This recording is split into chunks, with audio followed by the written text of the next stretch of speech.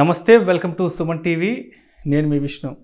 ప్రస్తుతం మనతో పాటు డైరెక్టర్ వెంచర్ ఆఫ్ సక్సీడర్ చారి గారు ఉన్నారు. సో వారితో మాట్లాడి ఫైనాన్షియల్ ప్లానింగ్కి సంబంధించిన అనేక విషయాలు తెలుసుకుందాం.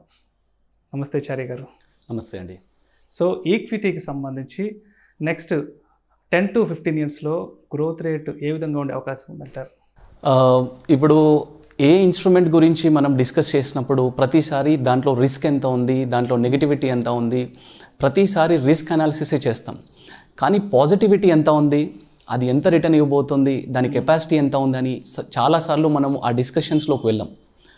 అంటే ఫ్యూచర్ ప్రిడిక్షన్ అనేది ఎవరు చేయలేరు, కానీ మార్కెట్ని అనాలిసిస్ చేయొచ్చు. అంటే కొన్ని పారామీటర్స్ని బేస్ చేసుకొని మార్కెట్ ఇంత రిటర్న్ అంటే లాస్ట్ 10-15 ఇయర్స్లో ఎక్కువ రిటర్న్ ఇచ్చిందా, నెక్స్ట్ 10-15 ఇయర్స్లో ఎక్కువ రిటర్న్ ఇవ్వబోతుందా, ఒకవేళ ఎస్ అయితే దానికి రీజన్స్ ఏంటి, ఒకవేళ నో అయితే దానికి రీజన్స్ ఏంటి, ఇలాంటి కొన్ని పారామీటర్స్ తీసుకొని అనాలిసిస్ అనేది మనం చేయొచ్చు. Okay, for example Warren Buffett ఉన్నాడండి. So Warren Buffett why he is the richest person of the world అంటే మీరు ఏం ఆన్సర్ చెప్తారు దానికి? చాలా చిన్న వయసులోనే ఇన్వెస్ట్మెంట్స్ చేశారు అండ్ లాంగ్ టర్మ్ స్టడీ కూడా చేశారని విన్నాను నేను. యా, సో ఇలా ఈ క్వశ్చన్ అడిగినప్పుడు ఏమవుతుంది అంటే చాలామంది డిఫరెంట్ టైప్స్ ఆఫ్ ఆన్సర్స్ చెప్తారు. చాలా అంటే 11 ఇయర్స్లోనే ఇన్వెస్ట్మెంట్ స్టార్ట్ చేశారు, లేదంటే ఆయన వాల్యూ రీసెర్చ్ చేస్తారు, లేదంటే ఆయన లాంగ్ టర్మ్ ఇన్వెస్ట్మెంట్స్ చేస్తారు, కంపెనీని బాగా స్టడీ చేస్తారు, ఇలా డిఫరెంట్ ఆన్సర్స్ వస్తాయి. కానీ బేసిక్ క్వశ్చన్ ఏంటంటే, ఒకవేళ వారెన్ బఫెట్ అనే వ్యక్తి యుఎస్లో కనుక పుట్టి ఉండకుండా ఏదైనా మన చిన్న ఏ పాకిస్తానో ఆఫ్ఘనిస్తాన్ దేశాల్లో పుట్టి ఉంటే అదే రిటర్న్ జనరేట్ చేసేవాడా, అంత రిచెస్ట్ పర్సన్ అయ్యేవాడా? కాకపోవచ్చు. సో మన ఇండియాలో కూడా చాలామంది వారెన్ బఫెట్లు ఉన్నారండి, చాలామందికి అంత నాలెడ్జ్ ఉన్న వాళ్ళు ఉన్నారు. బట్ ఇక్కడ స్ట్రెయిట్ ఫార్వర్డ్ క్వశ్చన్ ఏంటంటే, your countries growth is directly proportionate to your growth. So వాళ్ళ కంట్రీ ఆ రేంజ్లో గ్రో అయింది కాబట్టి అంత రేంజ్లో ఆయన కూడా గ్రో అవ్వగలిగారనమాట. సో కంట్రీ యొక్క గ్రోత్ అనేది అతనికి ఫెచ్ అవుతుంది. ఎస్, అంటే మన కంట్రీ గ్రోత్ ఏదైతే ఉంటుందో మన country growth directly proportionate to our growth. అంటే మనం ఇన్వెస్ట్ చేసే ఇన్స్ట్రుమెంట్స్లో మనం రియల్ ఎస్టేట్లో ఇన్వెస్ట్ చేస్తామా, లేదా స్టాక్ మార్కెట్లో ఇన్వెస్ట్ చేస్తామా, మ్యూచువల్ ఫండ్లో ఇన్వెస్ట్ చేస్తామా చూస్తే ఈ రిటర్న్స్ ఎలా ఉండబోతున్నాయని చూడాలి అంటే ఫస్ట్ ఆఫ్ ఆల్ మన కంట్రీ ఎలా గ్రో అవ్వబోతుంది నెక్స్ట్ 15-20 ఇయర్స్లో. సో అందులో ఉన్న వాళ్ళకి రిటర్న్స్ ఎలా రాబోతున్నాయి అనేది ఈజీగా తెలిసిపోతుంది ఈ అనాలిసిస్ కనుక మనం చేస్తే. Okay, let me show you some interesting data here. Okay, so here మనకున్నది 130 crore పాపులేషన్ అండి. అవును. ఓకే, అందులో 60 crore are in the middle class రేంజ్లో ఉన్నారు. ఓకే, అండ్ 69 crore ఉమెన్ ఉన్నారు, అండ్ 42 crore యూత్ క్లాస్ ఉందండి. సో ఈ డేటాలో ఈ అనాలిసిస్ ఎందుకు చేశానంటే, this 3 categories are going to run the market next 10 to 15 ఇయర్స్లో. ఈ 3 categories చాలా ఇంపార్టెంట్ రోల్ ప్లే చేయబోతున్నాయి మార్కెట్ ఇంక్రీజ్ అవ్వడానికి, మన ఎంటైర్ కంట్రీస్ ఎకానమీ గ్రో అవ్వడానికి. ఈ 3 categories చాలా ఇంపార్టెంట్ అండి. ఫస్ట్ మిడిల్ క్లాస్ రేంజ్ కనుక మనం చూసినట్టయితే, ఫస్ట్ ఆఫ్ ఆల్ ఒక చిన్న ఎగ్జాంపుల్ చెప్తున్నాను. అంటే హౌ వీఆర్ గోయింగ్ నౌ, అంటే ఇప్పుడు స్టాండర్డ్ ఆఫ్ లివింగ్ ఎలా ఇంక్రీజ్ అవుతుంది అనేది. సపోజ్ మీరు ఒక టీ స్టాల్లో, చిన్న రోడ్ మీద ఉండే టీ స్టాల్లో ఒక కాఫీ తాగారనుకోండి, దాని కాస్ట్ ఎంత ఉంటుంది? ఓ 10 రూపాయలు 15 రూపాయలు ఉంటుంది, అరౌండ్ 15 రూపీస్ అనుకోండి. ఓకే, అదే కాఫీని తీసుకెళ్ళి కాఫీ డేలో పెట్టామనుకోండి, దాని కాస్ట్ ఎంత అవుతుంది? 200-250 రూపాయలు అవుతుంది. అదే కాఫీని తీసుకెళ్ళి ఏ జూబ్లీ హిల్స్లోనో బంజారా హిల్స్లోనో బరిస్టా కేఫ్లో పెట్టామనుకోండి, దాని కాస్ట్ ఎంత అవుతుంది? ఒక 300-350.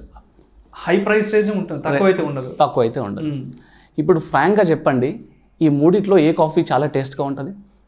మనకి లోకల్గా అవైలబుల్ అయ్యేది. రైట్, అంటే ఇక్కడ ఏమవుతుంది అంటే కాఫీ కాదు, the standard of living. So middle class range standard of living అనేది స్లోగా ఇంక్రీజ్ అవుతుంది. 2 వీలర్స్ యూజ్ చేసేవారు ఇంతకుముందు మిడిల్ క్లాస్, ఇప్పుడు 4 వీలర్ యూజ్ చేస్తున్నారు. అండ్ పబ్లిక్ ట్రాన్స్పోర్ట్ ఒకవేళ more than 500 kilometers trains use చేసేవాళ్ళు, ఇప్పుడు ఫ్లైట్స్ యూజ్ చేస్తున్నారు. సో ఈ మిడిల్ క్లాస్ రేంజ్ ఏంటంటే మన దగ్గర ఉన్న మిడిల్ క్లాస్ రేంజ్ స్లోగా డెవలప్ అయ్యి నెక్స్ట్ రేంజ్కి వెళ్తూ ఉన్నారు. సో ఈ నేను చెప్పిన ఈ 60 crore middle class are going to jump into next level of the income range అనమాట. Point number 2, female working population.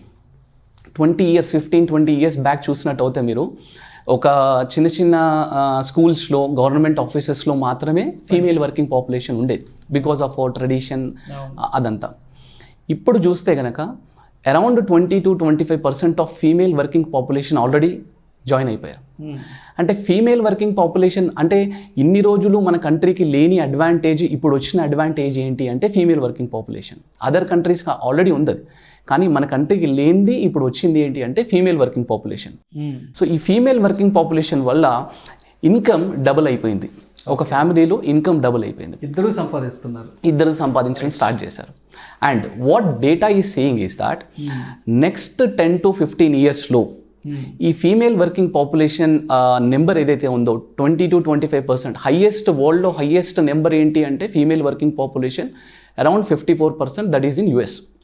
So what data is saying is next 10-15 yearsలో ఈ ఫీమేల్ వర్కింగ్ పాపులేషన్ అనేది India యుఎస్ని కూడా beat చేయబోతుంది. Female working population అనేది ఈ 54% అనే ఆ నెంబర్ని కూడా క్రాస్ చేయబోతుంది అనమాట. So you can just imagine. So ఇంతమంది వర్కింగ్ స్టార్ట్ చేశారు అంటే, డబుల్ ఎర్నింగ్ అయిందంటే, ఇన్కమ్ ఇంక్రీజ్ అయిందంటే ఆ కన్సంప్షన్ అనేది ఎంత స్పీడ్గా ఇంక్రీజ్ అవుతుంది. Right. Point number 3, youth class. Right. So 42 crore youth class out of 130 crore, 42 crore youth class. Right. ఇందులో బిలో 18 ఏజ్ వాళ్ళు ఈ 42 crore మోర్ దెన్ 50%, 52 అంటే approximately 20-25 crore below 18 age group వాళ్ళు ఉన్నారు, యంగ్. వీళ్ళందరూ నెక్స్ట్ 10-15 yearsలో ఒకేసారి ఒక 20-25 crore జాబ్ ఎర్నింగ్ స్టార్ట్ చేస్తే ఎలా ఉంటుందో you can just imagine. Right. అంటే అసలు ఫస్ట్ ఆఫ్ ఆల్ ఈ అమెజాన్, గూగుల్ వరల్డ్లో అన్నిటికంటే పెద్ద కంపెనీస్, ఈవెన్ యూరోపియన్ మార్కెట్ నుంచి వచ్చే కంపెనీస్ అనుకోండి, యుఎస్ నుండి వచ్చే కంపెనీస్ అనుకోండి, ఈ కంపెనీస్ అన్నీ ఇండియాకి ఎందుకు వస్తున్నాయి? అమెజాన్ లాంటి కంపెనీ ఇండియాకి వచ్చి $millions ఎందుకు స్పెండ్ చేస్తుంది? Because India is manufacturing a young, energetic and skilled labour అండి. రైట్. సో ఈ 3 parameters are going to run the market. Next 10-15 years or 20 yearsలో any market for that matter, అంటే mutual funds అంటారా, stock market అంటారా, any asset class range is going to deliver a huge return అండి. So ఈ return generate చేయబోతుంది. ఎవరైతే invest చేస్తారో వాళ్ళకి మంచి రిటర్న్స్ వస్తాయి, ఎవరైతే ఇన్వెస్ట్ చేయరో వాళ్ళకి మంచి రిటర్న్స్ రావు. సో ఇప్పటిదాకా మీరు చెప్పినంత బాగానే ఉంది. మరి మార్కెట్ ఫ్లక్చువేషన్స్ ఉండవంటారా? ఒడిదుడుకులు అనేవి ఉండవంటారా? దీనికి ఒకే సింగిల్ లైన్ కొటేషన్ ఏంటంటే, అంటే ఇది డెకేడ్స్ నుండి వస్తున్న ఆన్సర్ ఏంటంటే, సింగిల్ లైన్లో ఆన్సర్ చెప్తాను. Corrections are temporary, growth is permanent. Simple అండి. నేనేమంటున్నానంటే నెక్స్ట్ 15-20 yearsలో లాస్ట్ 15-20 years కంటే కూడా ఎక్కువ రిటర్న్స్ వచ్చే అవకాశాలు ఇప్పుడు మనం చూసిన అనాలిసిస్ ప్రకారం అవకాశాలు ఉన్నాయి. కానీ కరెక్షన్స్ కూడా ఖచ్చితంగా ఉంటాయి. ఇప్పుడు లాస్ట్ 20 years ఇండియన్ మార్కెట్ కనుక మీరు చూస్తే 20-25 yearsలో markets have delivered more than 18% return అండి. ఆన్ అండ్ యావరేజ్గా రిటర్న్స్ వైజ్ చూస్తే real estate around 12-13% return, and mutual funds, stock markets ఇవన్నీ మోర్ దెన్ 18% రిటర్న్ జనరేట్ చేశాయి. కానీ ఈ 20-25 yearsలో చాలా పెద్ద కరెక్షన్స్ జరిగాయి. 2008లో బిగ్గెస్ట్ కరెక్షన్ జరిగింది.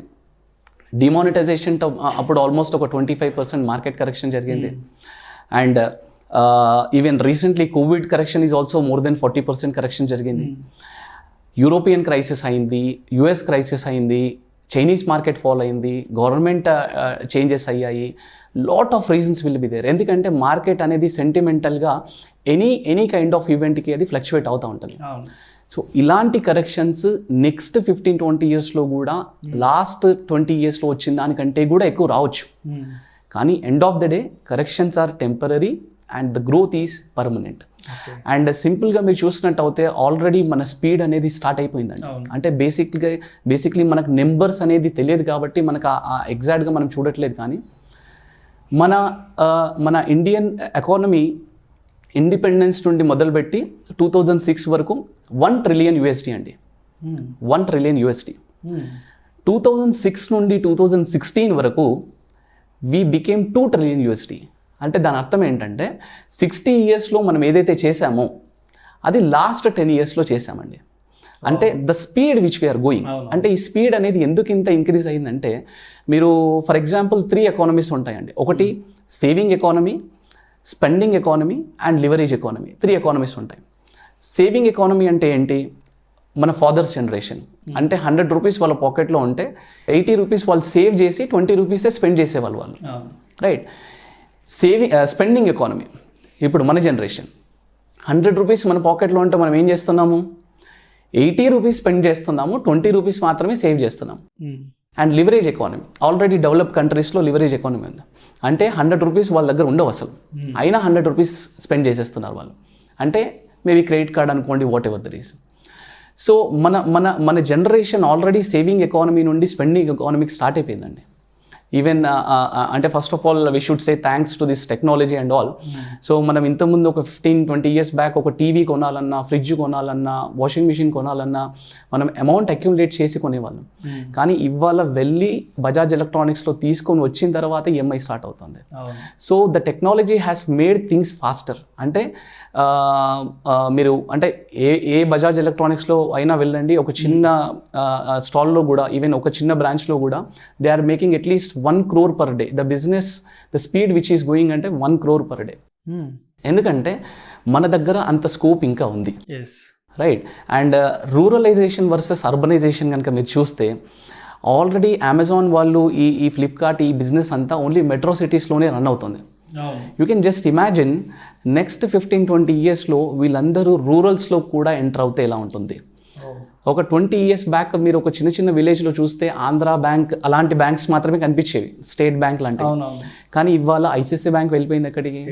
హెచ్డిఎఫ్సి వెళ్ళిపోయింది, అన్ని బ్యాంక్స్ వెళ్ళిపోయినాయి ఆల్మోస్ట్, రైట్? సో ఈ బ్యాంక్స్ వెళ్ళడం, లోన్స్ ఇవ్వడం, లెండింగ్ ఇంక్రీజ్ అవ్వడం, 2-wheeler యూసేజ్ అనుకోండి, 4-wheeler యూసేజ్ అనుకోండి, ప్రాపర్టీ పర్చేజ్ అనుకోండి, ఎనీ పర్చేజ్. సో ఇవన్నీ స్లోగా స్టార్ట్ అయ్యాయి. కానీ ఇది 20% మాత్రమే మార్కెట్ని క్యాప్చర్ చేయగలిగింది. ఇలాంటి పెద్ద కంపెనీస్ వచ్చినా సరే 20-25% మార్కెట్ని మాత్రమే క్యాప్చర్ చేయగలిగింది. ఇంకా స్కోప్ ఎంత ఉంది? 70-75% స్కోప్ ఉంది. అందుకే ఈ పెద్ద కంపెనీస్ ఇండియన్ కంపెనీస్తో టైఅప్ అయి ఇంత $millions ఎందుకు యూస్ చేస్తున్నారంటే, India is going to be a super nation, super power in the next 15-20 years. Exactly. So highest returns ఇవ్వబోయే కంట్రీస్లో ఇండియా విల్ బి టాప్ 1 అండి, డెఫినెట్గా. సో ఇన్వెస్ట్ చేసే వాళ్ళకి రిటర్న్స్ బాగుంటాయి, ఇన్వెస్ట్ చేయని వాళ్ళకి రిటర్న్స్ ఉండవు. ఓకే.